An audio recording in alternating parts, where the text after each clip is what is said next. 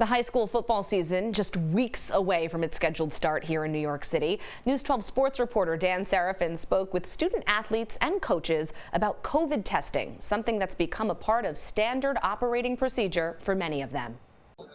For football players in New York City public high schools, an abbreviated spring season gave them a chance to salvage what was nearly a lost year. It also gave them a chance to become accustomed to what as of now is the new normal, weekly COVID testing. It was a little bit scary, but God blessed us to have nobody catch COVID, and we played all 6 games.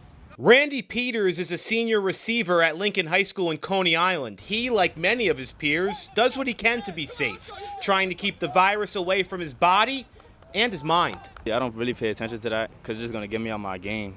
Just working right now. Worry about the first game that we're about to have, and we worry about that later on down the line. Positive tests would mean quarantines, missing school and extracurricular activities that go along with it, like football games. There's the possibility that we test weekly. They're going to continue that, and this is something we've come to accustomed with.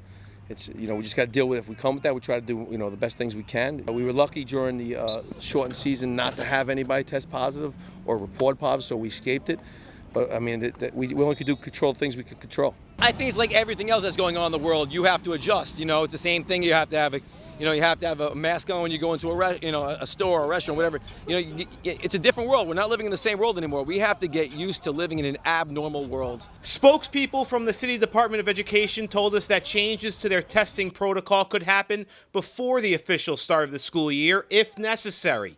The public school football season starts the weekend of September 10th. I'm Dan Serafin, News 12.